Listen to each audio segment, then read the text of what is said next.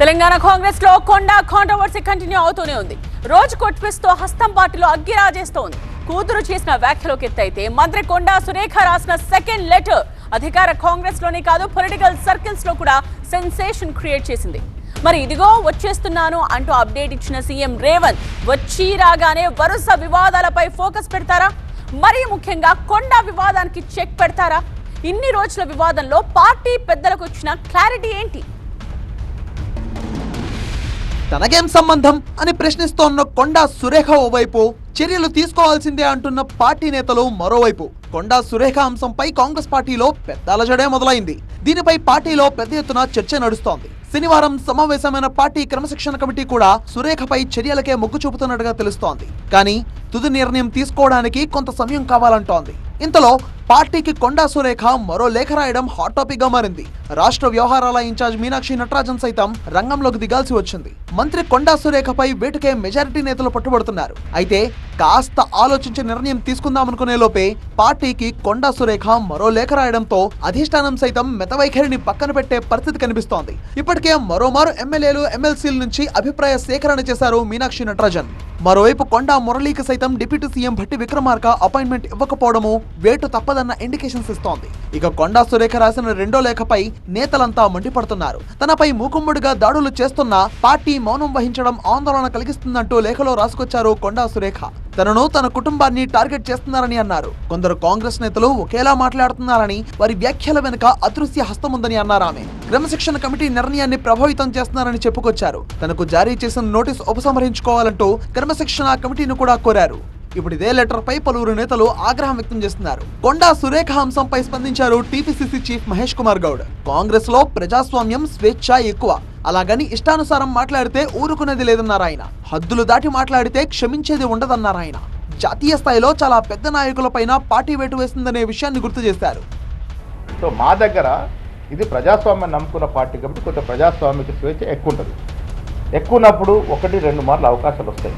మాట్లాడినా దాన్ని సరి చేసుకున్న ప్రచారం. హద్దులు దాటినాక ఎవరిని కూడా స్పేర్ చేసేది ఉండదు, అది ఎంత పెద్దవాడైనా. ఇది కాంగ్రెస్ పార్టీ విధానం. పెద్ద పెద్ద నాయకులు మేము ఏఎస్లో పోగొట్టుకున్నాం. క్రమశిక్షణ ఉల్లంఘించిన వారు ఎంతటి పెద్దవారని ఉపేక్షించడం ఉండదు. ఇది కాంగ్రెస్ పార్టీ విధానం. ముఖ్యమంత్రి గారి గురించి, పార్టీ గురించి అడ్డగోలుగా మాట్లాడతానంటే నడవదు. ఇదొక పద్ధతి ప్రకారం నడుస్తున్నట్టు పార్టీ. స్వేచ్ఛ ఇస్తున్నాం కదా, స్వేచ్ఛ ఉంది కదా అని ఇష్టారాజ్యంగా మాట్లాడడం లేదు. బహాటంగా బయటకు వచ్చి మాట్లాడతామంటే ఆ మాటలను తీర్చనలు బట్టి హద్దులు దాటినప్పుడు డెఫినెట్గా చర్యలు ఉంటాయి. ఇది పార్టీ విధానం. పార్టీ విధానానికి అందరూ కట్టుబడి ఉండాలి. కాంగ్రెస్ లో అదృశ్య శక్తులు ఉన్నాయన్న కొండా సురేఖ కమెంట్స్ పై మంత్రి వాకిటి శ్రీహరి రియాక్ట్ అయ్యారు. మహాశక్తిగా పనిచేస్తున్న కాంగ్రెస్ పార్టీలో ఎలాంటి అదృశ్య శక్తులు ఉండవన్నారు. పార్టీ లైన్ ఎవరు దాటినా చర్యలు తప్పవన్నారు. త్వరలోనే సమస్యలన్నీ సమసిపోతాయన్న ఆశాభావం వ్యక్తం చేశారు శ్రీహరి. పార్టీలో మాట్లాడే స్వేచ్ఛ ఉండింది, ఉంటుంది కూడా. 135, 140 సంవత్సరాల అనుభవం కలిగిన పార్టీ ఇది. ఎవరు ఉంటారండి అదృశ్య శక్తులు? ఎవరు ఉంటారు? నాకు తెలిసిన కాడికి కాంగ్రెస్ పార్టీ అనగానే వందల వేల సంఖ్యలో ఉన్నటువంటి కార్యకర్తలు బయటకు వస్తారు. కాంగ్రెస్ పార్టీ ఉంది కాబట్టి ఈరోజు అందరం కలిసి ప్రభుత్వం ఏర్పాటు చేసుకున్నాం. ముఖ్యమంత్రి రేవంత్ రెడ్డి గారిని ఎన్నుకున్నాం. ఆయన పాలనలో సంక్షేమ పథకాలు తీసుకుపోతున్నాం. అదృశ్య శక్తి అనేది ఏం లేదు. కాంగ్రెస్ పార్టీ ఒక శక్తి. ఇది ఖచ్చితంగా సమస్యపోతుంది. దీన్ని ఖచ్చితంగా పార్టీ పీసీ అధ్యక్షులు అట్ సేమ్ టైం క్రమశిక్షణ కమిటీ 100% దీని డిసిషన్ తీసుకుంటుంది, సమసిపోతుంది కూడా. కొండా సురేఖ లెటర్ పై నేతల నుంచి రెస్పాన్స్ అలా ఉంటే, ఇటు కొండా ఫ్యాన్స్ మాత్రం పార్టీ తీరుపై అసంతృప్తి వ్యక్తం చేస్తున్నారు. బీసీ మంత్రి కొండా సురేఖపై కుట్ర జరుగుతోందంటున్నారు. సుస్మిత వ్యాఖ్యలకు మంత్రికి సంబంధం లేదంటున్నారు ఓబీసీ నేతలు. ఇతర కాంగ్రెస్ నేతలపై ఎందుకు చర్యలు తీసుకోవట్లేదని ప్రశ్నిస్తున్నారు. కోమటిరెడ్డి రాజగోపాల్ కి షోకాస్ నోటీస్ ఇచ్చే దమ్ముందా? అనిరుద్ వ్యాఖ్యలపై ఎందుకు చర్యలు లేవని ఆగ్రహం వ్యక్తం చేశారు.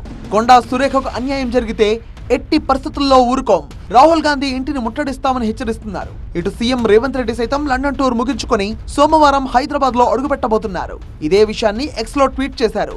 వచ్చేస్తున్నా, హైదరాబాద్ వచ్చాక అన్ని విషయాలపై మాట్లాడతానన్నారు. సో కొండా ఎపిసోడ్ లో ఏం జరగబోతోంది?